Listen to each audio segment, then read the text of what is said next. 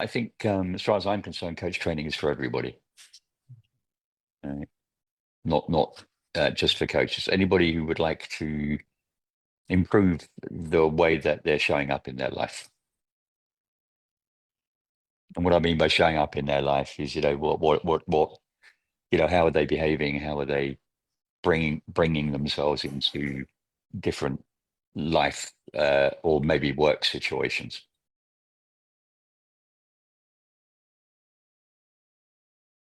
Yeah, well, because a large part of the coach training, apart from just learning the skills of coaching, is what we call the way of being of the coach. And that is just as important, if not even more important, than just learning the various skills of becoming a professional coach. We also need to learn the way of being of a coach. And the way of being of a coach is a person who knows how to redirect their attention towards what they really care about, rather than reacting to stuff that is coming up in a session that is taking them off track. So, for example, a client might say, I think the question that you've asked is a crap question, and I really wish you hadn't asked it. And if confronted with that from somebody that is a client of ours in a session, the average person might go into a place of anxiety or worry. Oh my God, they don't like me. What am I? This is going to be terrible for me. They're going to fire me as a coach, and they're going to tell everybody else what a bad coach I am, and we're going to react, with anxiety. Whereas a coach who is showing up well might kind of just be aware of the fact that they might be slightly triggered, and then be able to bring themselves back to what they're actually really doing and what they care about in the context of what they're doing, which is to support the client.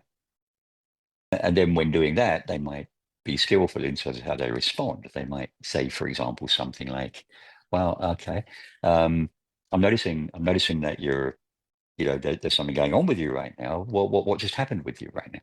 Anyway, what I was saying is that, if you get a difficult question, or if the client responds in a way that makes you feel anxious, the well-trained coach will know how to bring their attention back to, rather than to themselves and their anxiety, but back onto the client and what they're doing to support the client.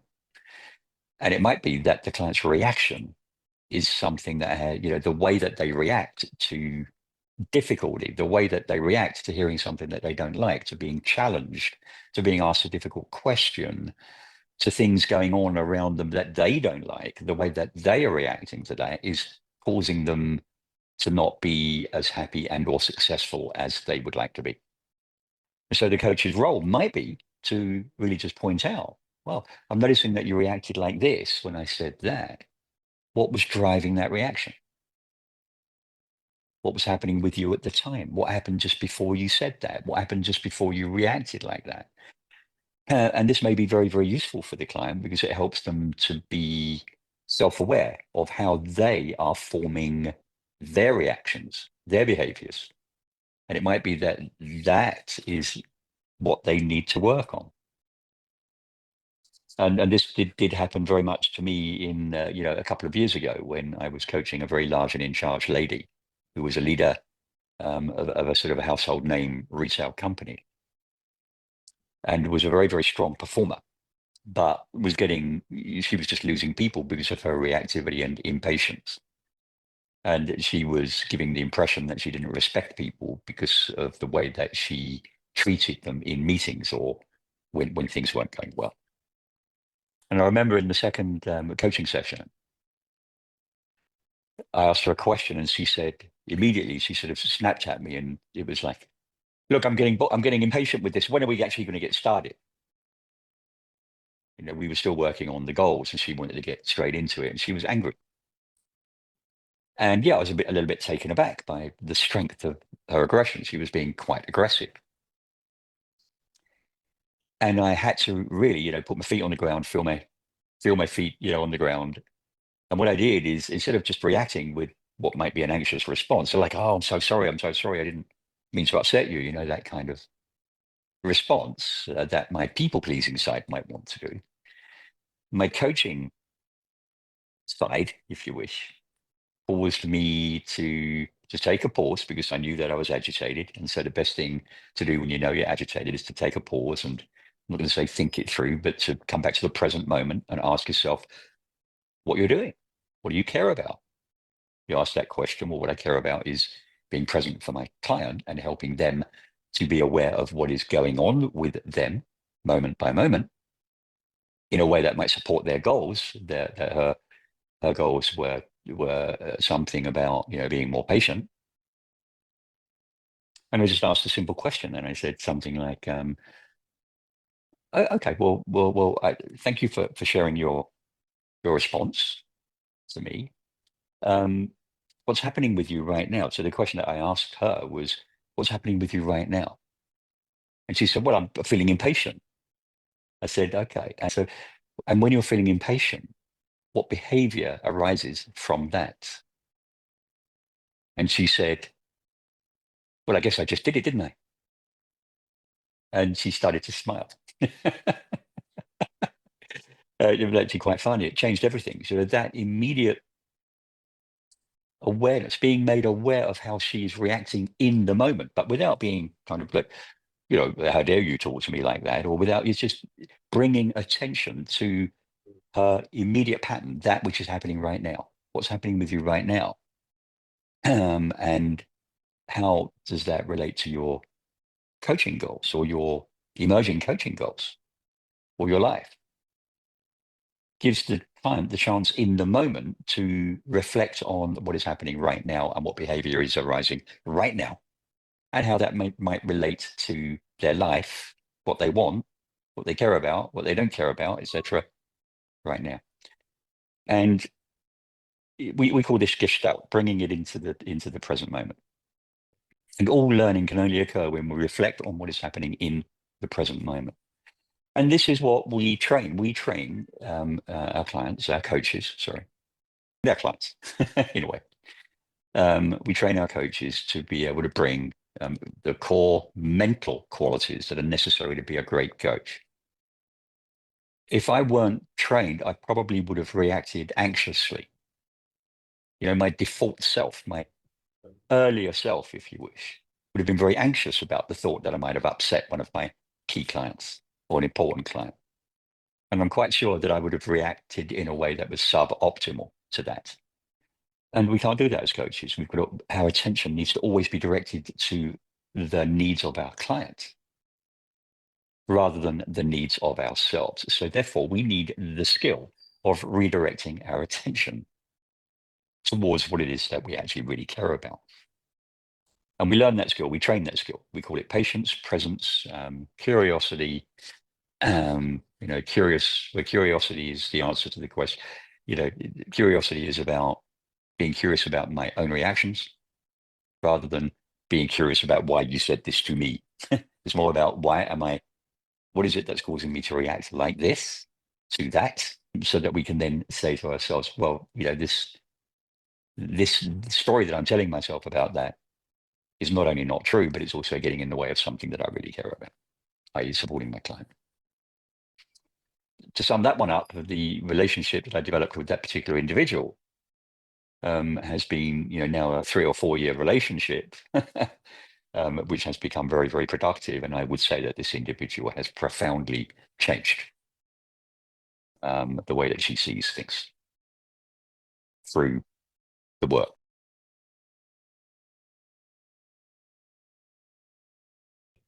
Well, I think when I say coach training is for everybody, I really do mean that. It's for everybody who is a human being. And why do I say that? Is because human beings, normally they have goals. There are things that they want. There are things that get in the way of the things that they want. There are genuine obstacles that people have, which might impede their progress towards what they think they want. They may not get what they want because they don't know what they want. If you don't know what you want, then it's difficult to get it. Or you could say that, who is it that said, if you don't know your destination, then any road can take you there. I can't remember who that was, but it's very true. very true thing. If you don't know what you want, then drifters end up not normally being happy. They might think that they can be happy just zoning out and going where the wind takes them. But generally speaking, human beings do like to have goals. They make their goals sometimes too complex, and so they find it difficult to move on them. But generally speaking, we do like to have goals. And we measure, our well-being is often generated by the extent to which we're making some kind of progress along the path to some kind of goal that we believe that we have, or value, something that we actually care about. And it doesn't have to be complicated. In fact, it shouldn't be complicated. So, for example, if we have a goal to be compassionate or kind in a particular context, and we are able to bring that to that context, then we're going to feel good. Not particularly complex and not difficult to do. All we have to do is to be kind. And if we have the goal of being kind, then being kind will make us feel good because we like to achieve goals, or be courageous in a particular situation, or be patient in a particular situation. So, for example, maybe you have a tendency to interrupt people. And maybe you set a goal that you would like to learn how to, or you would like to cultivate the ability to just sit and allow another person to fully express themselves. It's a goal. Not just an action, because there's a lot of things that we need to practice in order just to achieve that simple goal of allowing people to fully express themselves in service of some longer term outcome. But it's doing the practice and successfully doing the practice, successfully just sitting there and managing one's mind and therefore one's behavior so that we don't interrupt when somebody else is speaking. And just ticking that box and doing that makes us feel good. Why? Because we've achieved a practice goal. And also we know that achieving that practice goal is on the pathway, is on the highway to some outcome that maybe we would love to have. So it's really about helping or supporting people to be at their best moment by moment, even by supporting them to be able to visualize the outcomes that they would like to have in their lives, because often that is not clear for people.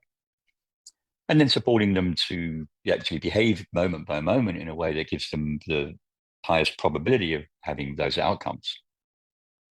This is, you could argue this is a simple but not easy thing to do, because most people either don't know what they want, or they know what they want, but they don't get what they want, and they don't make any movement on the path towards what they want. They go this way, that way, and then often end up going backwards. You can imagine that if we are teaching people to support clients to basically understand what they want, know what they want, and then take appropriate action moment by moment in the face of all of the impediments, most of which are actually coming from their mind or their emotional, we call it the mind-body system, the way that they're interpreting the world that cause them therefore to react in ways that take them off the path towards what they really care about, towards executing the behaviors that get them where they want to go. And in order to execute the behaviors that get them to where they want to go, they need to practice with their mind and with their emotions, because it's the mind and the emotions that will block the appropriate behaviors that get them to where they want to go.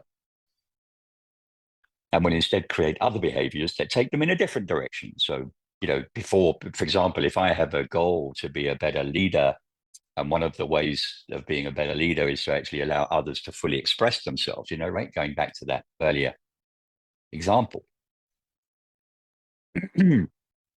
then so I've got that as a goal. That's the outcome. My outcome is to be a better leader. My goal is to allow, in meetings, allow people to fully express themselves before I start slapping them around, which is maybe my habit, perhaps, is to interrupt people and get really upset because I'm being disagreed with and take things personally and all of those things, which is getting me bad feedback and maybe preventing me from being promoted.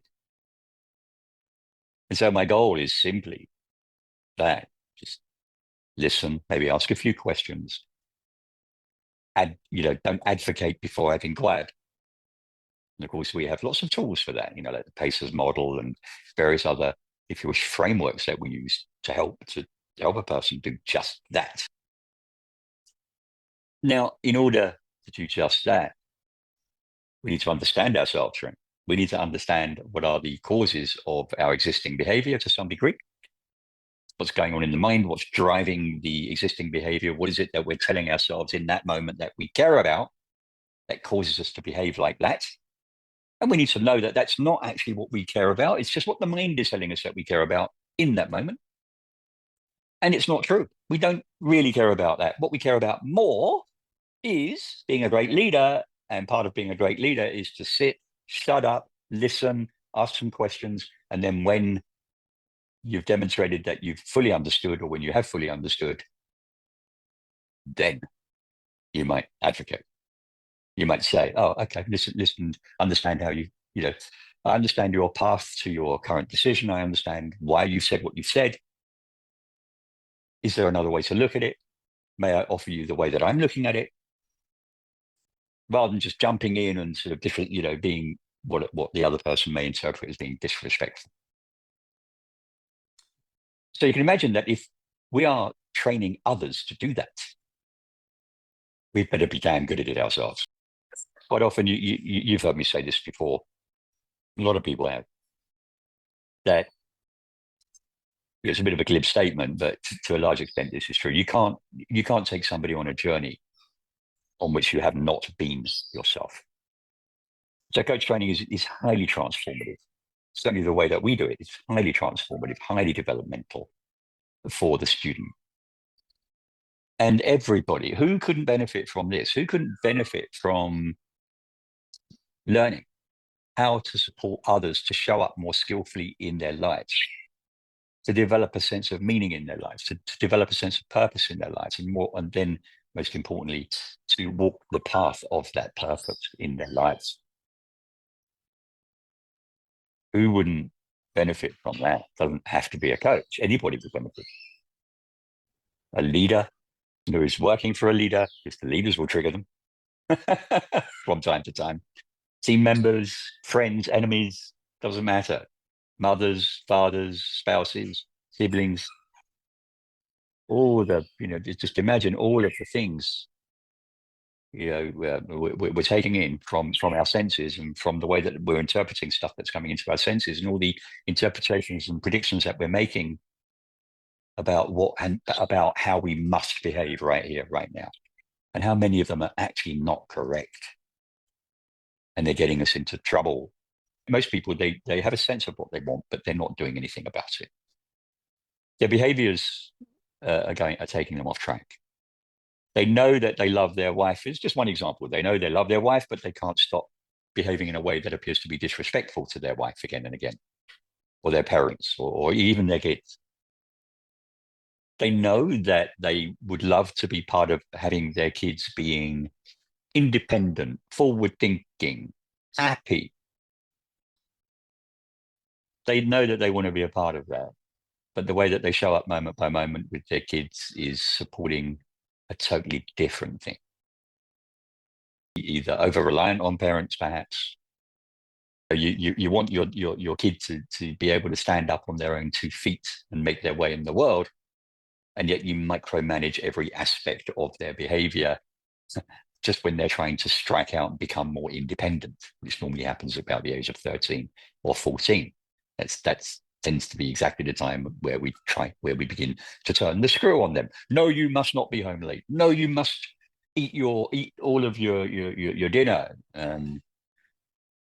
Whatever, or no, you must not use your knife and fork like this. No, hold your chopsticks properly. Just at the time that the children are striking out to try to become more independent, because that's their biology around about the age of 14, is the time that we're increasing the amount of discipline that we're trying to apply to them, and therefore stifling their sense of independence. Supporting your ego, it's not necessarily supporting their development.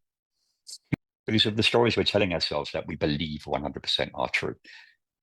If my child says no to me, that means she's being disrespectful. And I find it intolerable It is, I'm telling myself that I cannot tolerate being disrespected. So we're making the interpretation that negotiation means disrespect, and then we're making the interpretation that this being disrespected cannot be borne. You like to show up. Now, it's a really big question. How do you like to show up? So, of course, in coaching, and what is the context? What is the relevant context for our coaching work together? And they might say, well, it's me as a parent, or me as a leader, or me as a friend. It depends on the context. But basically, whatever the context is, and but really, it doesn't matter what the context is. It's a human being that has something that they want and something about them normally, because we can't change something about the world unless that change is being mediated through the person that's in front of us. We can support a person, we can help a person to know how they can change the world, or what part that they could play in that changing of the world, or the relevant part of the world. But we're not changing the world directly. What we're doing is we're I'm going to use the word helping a client to see what it is that they might be able to do to change their surroundings through their own work, through their own influence and their own impact.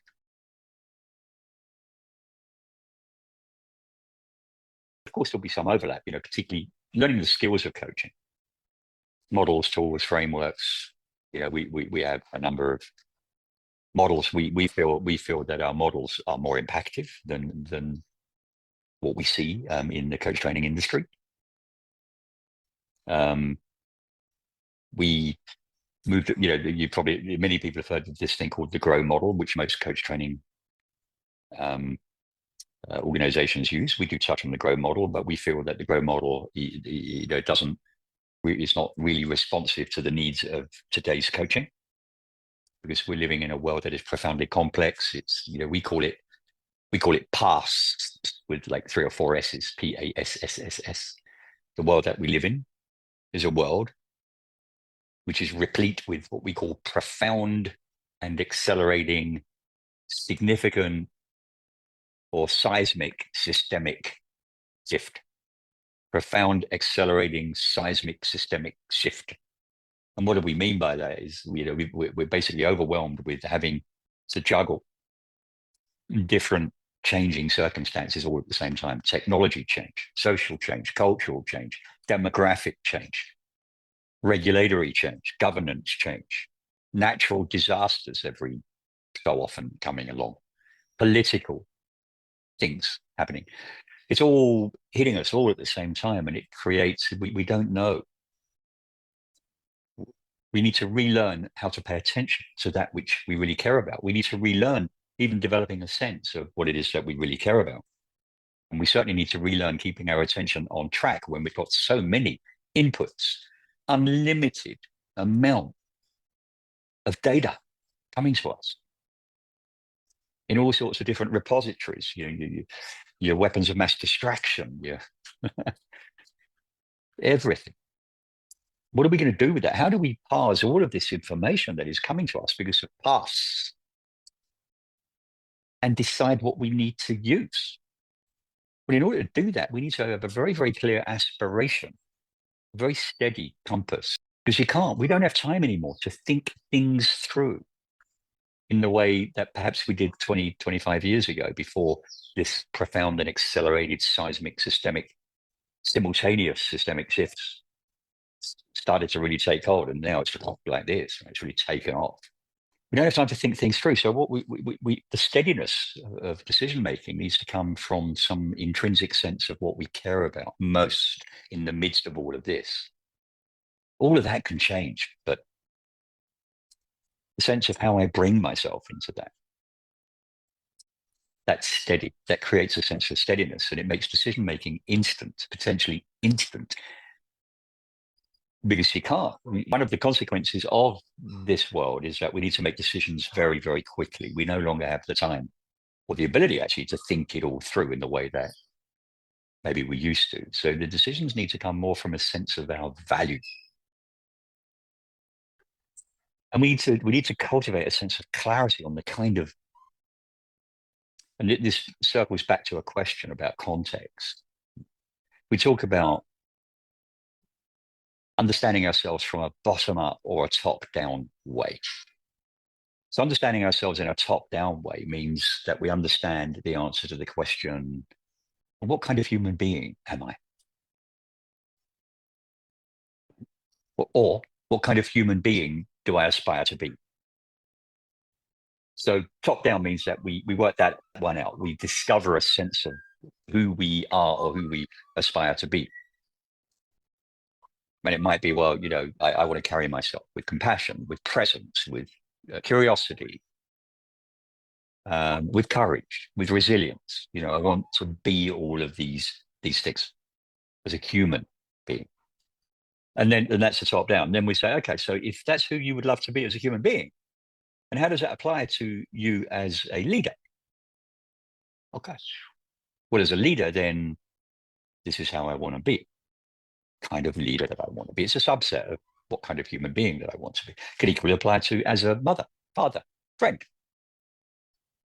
So then you're narrowing the context down. How does it apply to that? And so you've got that. So once you've got that, then you can say, well, okay.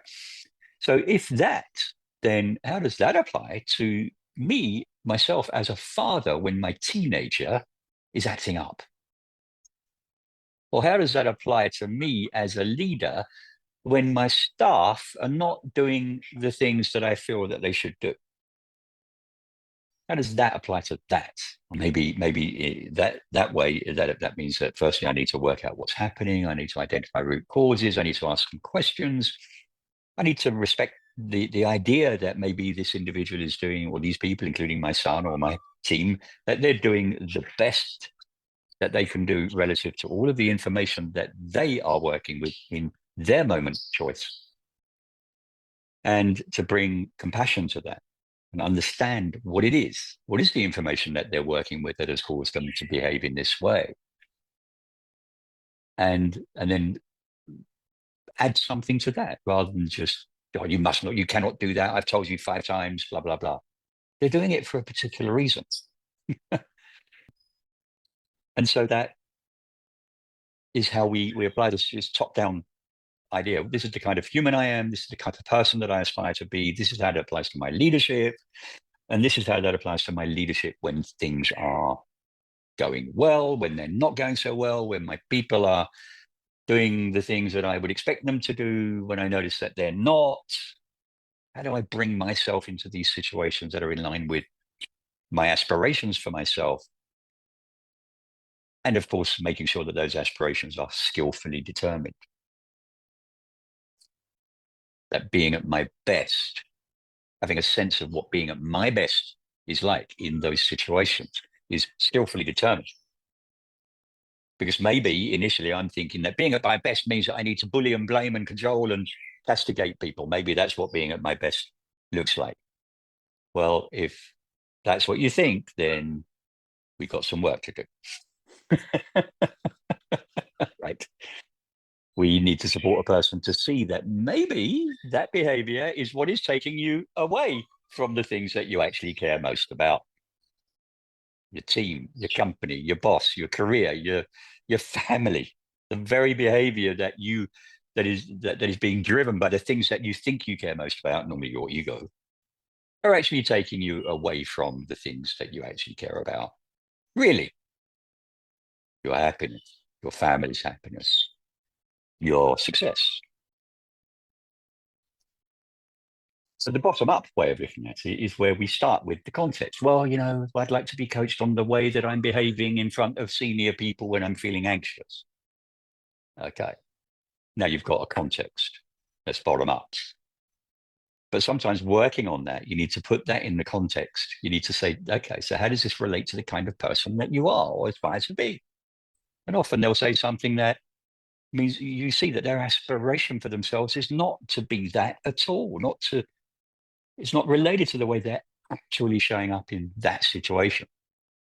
So you go, even if you start bottom up, you tend to ask questions which widen it out so that a person can see clearly, this is neither me, and it's certainly not the person that I would love to be.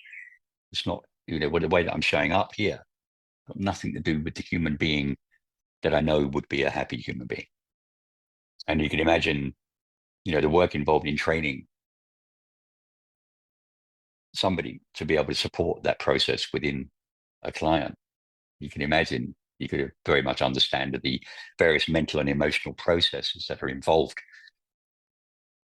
in creating a sense of purpose, a sense of aspiration, and then a sense of knowing what the goals are that are in line with those aspirations, and then creating a sense of the behaviors that are in line with those goals, and then dealing with all of the things that are happening instead of those skillful behaviors that are in line with those goals.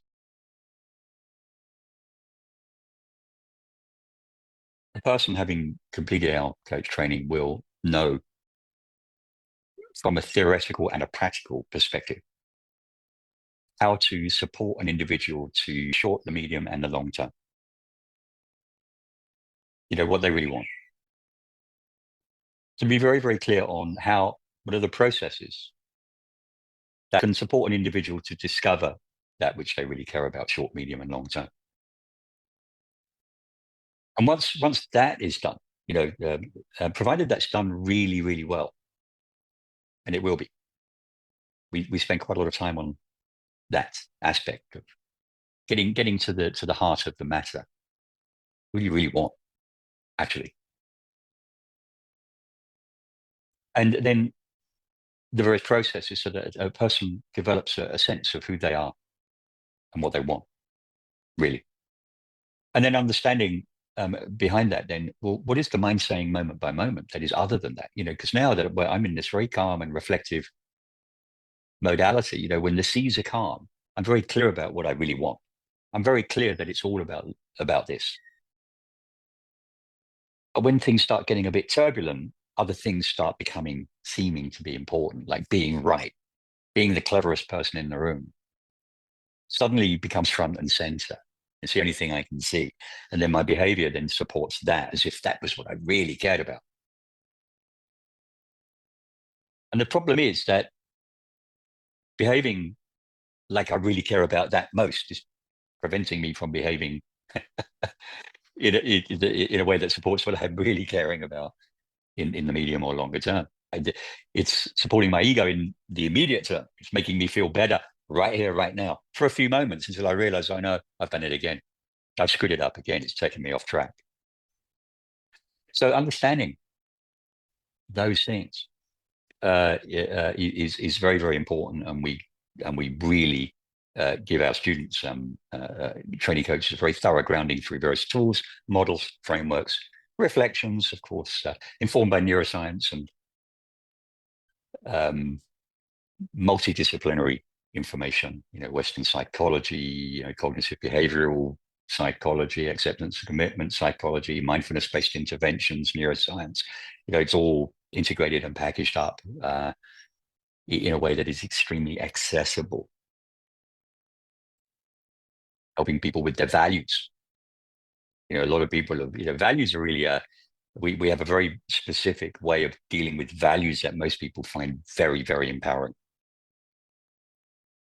And the separation, the difference between values, which are ways that we would love to be able to show up, the things that we would really value within ourselves if we were only able to show up in those ways, versus drivers, which are those things that actually drive our behavior in a particular moment. Wouldn't it be lovely if we could always be driven by the things that we really care about, rather than these short-term, what we call cognitive emotional imbalances that are in fact driving out moment by moment behavior? Like when it's raining, we might assume that it's never going to stop raining. But actually the blue sky is just there waiting for us, just need the clouds to clear. So these are the cognitive emotional imbalances that are like clouds passing over the blue sky that are obscuring what we really care about. So there's all sorts of frameworks and tools and models to help a person to really connect with that kind of deeper sense of what's meaningful for them. For people at this level, for coaches that are training at this level, we're using many of the foundational tools, like we touched on the Grow model, but we are more inspired by other models, like the attentional model, for example, that we have.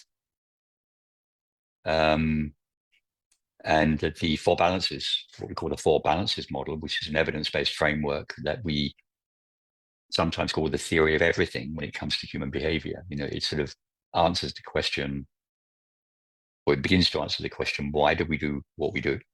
And why is it that we don't do that which we need to do in order to be the person that we would love to be? And the third question is, and what can we do about it as coaches or as humans? That's the various models are helping to answer that. And the foundational one is at the advanced level is known as the four capabilities or the four balances model, where the first one is motivational. We call it motivational capability or motivational balance, which is the ability to really know what it is that we develop a sense or cultivate a sense of ourselves, who we are as a human being and what we care about as a human being, which we can then apply to various different contexts. And motivational balance incorporates the ability to set goals skillfully. So helping our clients to really set goals that are in line with the things that they really want is all about what we call motivational balance. But the thing is, it doesn't matter how much you have a sense of what you want and what you care about, and even what goals that you would love to set around that. We have this thing called the mind, which in the moment of choice, as we call it, is saying something else to us about what we care about. Oh, I care about being clear. I care about being right in this moment. I care about getting my point of view across. And that drives behaviors. And this is what we call cognitive. These are what we call cognitive imbalances.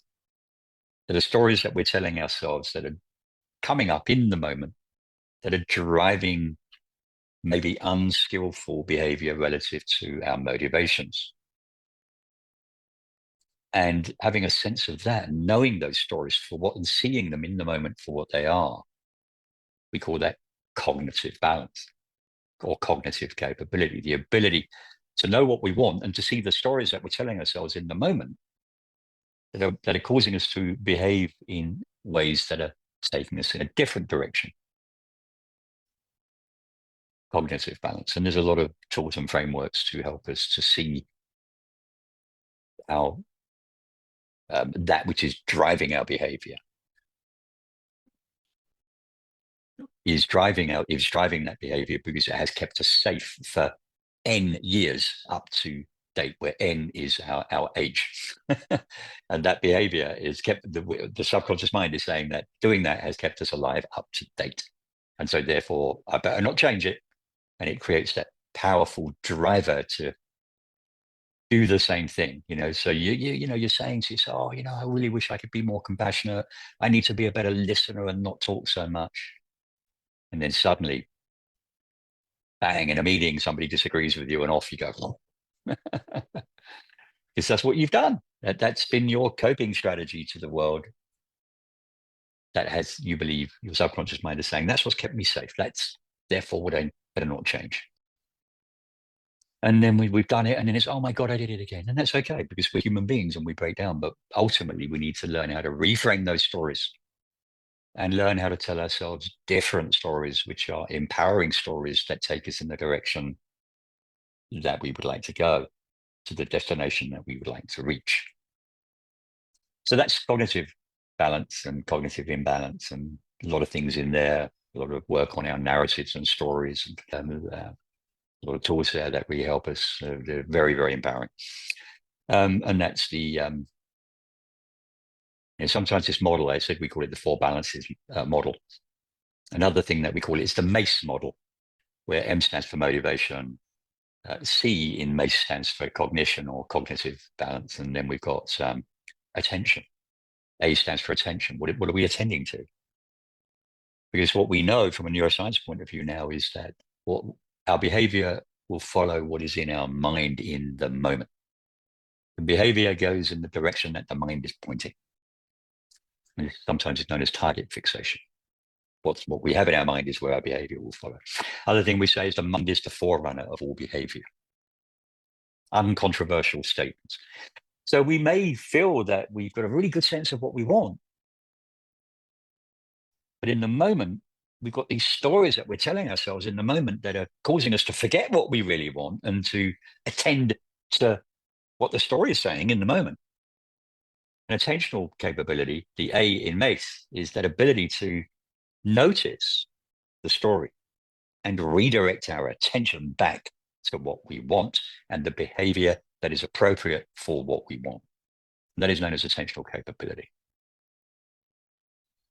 Ability to redirect our attention from what we don't want towards what we do want, and then to behave in accordance with what we actually want. And E stands for emotional balance, which, because what we do moment by moment is normally more driven by emotion than by logic. So we may, the way that works, the way emotion and logic sort of interacts together, is that logic is this kind of top part of our brain here is where, if you wish, logic is processed, and that part of the brain can be very, very powerful, but it's nowhere near as powerful as the emotional system. So we're sitting and working something out. We're creating all kinds of scenarios, what is best, what is not so good, and we can work out, the consequences of various different paths of behavior. But you can imagine doing that is quite a slow system. And when we work out the consequences, the outcomes of various different paths of behavior, what happens next is that the emotional system will valence that for us and make the decision based upon a prediction that the emotional system is making of how we are going to feel after we have done this. That's basically what it is. The trouble is that the emotional system is often programmed very, very early on in our lives and makes a lot of mistakes. I'm going to feel good if I can put you back in your box. Oh. And this is how I need to do it. And actually, having done that, I realized that seemed perfectly the right thing to do in the moment. And it was driven by my emotional system that drove that behavior in the moment. But actually, what I needed to do is to actually feel that emotion that was driving that behavior and ask myself, wait, what's the story that's driving this emotion? And is it really true? So emotional capability is about being able to feel our emotions before we have reacted to them. They're very, very fast. They're designed to get us out of trouble quickly, like now. They're not really designed to help us navigate this complexity that we're in now, which often requires us to notice our emotions and then ask questions about them, to be curious about them. And ask what is the story that's driving that emotion and ask whether it's true. The emotions are designed more to get away from a lion or a genuine threat, not to be used to protect the various elements of our ego. In the boardroom, in a meeting, when somebody has interrupted you or you're feeling that somebody's disrespected you and your emotion is driving a response out of threat, either an avoidance response or a go into combat response, driven by that emotion. Well, given that you don't have a lion actually just about to kill you, like now, you do have the time to sit back from the emotion, ask a few questions about it and the story driving it, and to insert a skillful response, which is born from what you really care about, not from what your mind and therefore your emotion is telling you that you care about. You've got the time. There's nobody going to kill you now. So you don't have to react now to what the emotion wants. So that's, I spoke briefly there about the four balances, the four capabilities, the MACE model that, I'm still waiting for somebody to come along and tell me if there's something else about human behavior, which is other than motivation, cognition, attention, and emotion. That challenge is out there for anybody. What else is there? Well, the evidence is that that's basically it. We're driven by a motivation, cognition, and whether it's our real motivations or the cognitive imbalance, it's the strength of our attentional management which allows us to make the choice between the two. And it's the emotion that is the signal that something is going on that we need to pay attention to. Those four things together. And they all play with each other moment by moment. It's not, there's hardly a sequence to it. We teach it in a particular sequence because it's the way life is. But actually, they're all working simultaneously together.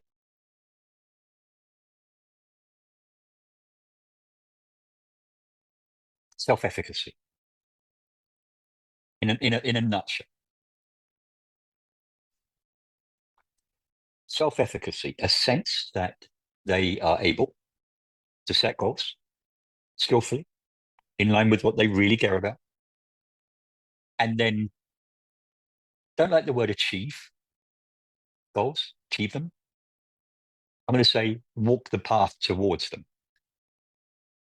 Because achievement of goals, whatever people love to say, whatever you hear from companies particularly, is achievement of goals can never be guaranteed unless those goals are atomic goals. So what I mean by an atomic goal is I can set a goal to show up in a particular way in a particular meeting. I can set that as a goal. We call it a practice goal. I can set a goal which says that whatever happens in this meeting, I'm going to keep my eye on the prize, where the prize is how would I love to be able to show up in that meeting. I can set that as a goal and I can achieve that because it's totally under my control. So the way that I behave in the moment of choice is always under my control. It's never true to say, well, I said that because you said this. No. I said that because I'd forgotten how to behave skillfully in the moment that you said that, or in the moment just after you said that, or did this. So we can always be totally in control of our practice goals. And that's about the only thing that we can actually be in control of. The outcome of us achieving that practice goal is always slightly uncertain. We can say that there's a higher probability. So if I'm kind to you, it is more likely that you're going to be able to see things clearly and more kindly and more compassionately. And if I'm kind to you, even though maybe I'm feeling a bit hostile, it is more likely that you're going to see things clearly. Because we see things clearly when we're not triggered. We see things more clearly when others are being compassionate to us. That's just a biological fact.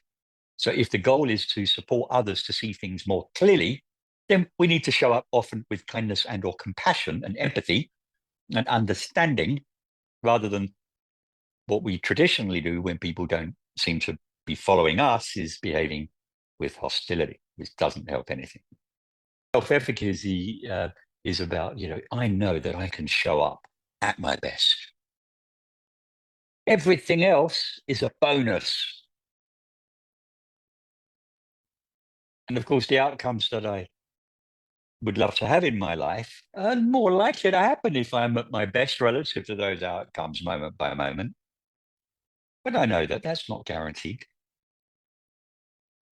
But the real goal is for me to be at my best. And if I get what I want as a result of being at my best, I'm going to be really happy. But I know that if I don't get what I want, at least I'll be able to say, you know what, I was at my best. It just didn't happen. Maybe it couldn't happen. Maybe it wasn't doable. I did my best. And when we know that we're able to bring our best into a moment, it turns out, and most people don't realize this, but the big secret is that happiness is knowing that we were at our best rather than what we got from it. It's an uncontroversial fact. But most people, well, many people, I say most people, more people are onto this now. But a lot of people still think it's all about what they can get rather than what they bring into their lives. Now, it turns out that if you pour yourself skillfully into your life and you've got your outcome in view as you do that, then it's actually more likely to happen. And the strategies by default that we tend to try to use to achieve outcomes are often working against them.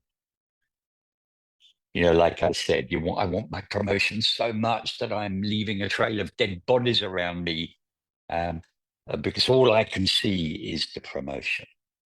And everything is framed in terms of, oh, does this help me to get that, or does this get in my way? Or does this person helping me, or is this person in my way? If they're in my way, biff, elbows out.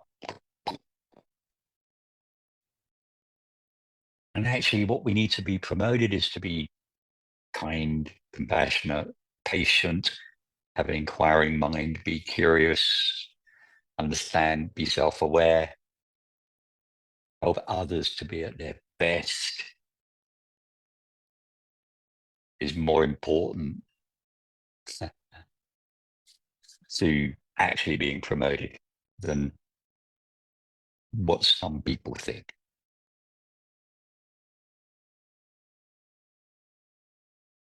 I'm not going to say some, because this really applies to, in my opinion, to the way that we train coaches.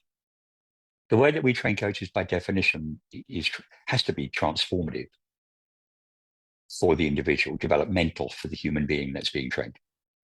Whilst everybody can benefit from learning the skills of the skills of asking questions, asking powerful questions, of course, everybody can benefit from that. That you can learn. The problem with that is if it's skills based only rather than being based, then we all learn the skill. We know how to ask great questions, but we don't do it in our personal lives. We don't do it because either we think it doesn't apply to our personal lives. We think it doesn't apply to our spouses, to our friends, to people that maybe we don't like so much. I think that those basic rules apply. Or we think that they do, but we just don't remember it in the moment of choice, and we react in accordance with our default patterns. We're more likely to react in accordance with our default patterns with people that we're more familiar with, which can include our work colleagues when we get to know them more, or certainly our spouses and friends, and people we don't like so much. Or we may know the skills that might get us ahead even in business, in the same way as we may know the skills that might get us ahead in coaching, but we're not bringing them in the moment. We know how to say no to our boss, but do we do it? We've learned the tools of conflict resolution and conflict management, but we're driven in the moment of choice instead by our anxieties. Oh, what happens if this person doesn't like me in this moment? All the predictions that we're making, which prevent us from expressing our skills in the moment. Our coach training will resolve that. Our coach training will show a person, the coach, the student, how they can manage the gap between what they know and what they do in the moment of choice. So questioning their assumptions, the assumptions that they're making that are blocking the behaviors that they have worked out, that they know that they should execute in a way that's actionable. Like it can be done in the moment of choice rather than, oh, damn, I did it again. Oh, crikey, when can I ever change? So that is what I've got to say about that. It changes everything. Coach training with Transcend changes everything about how one shows up in the various, particularly troubling texts of our lives and work. And this is reported to us time and time again by our students.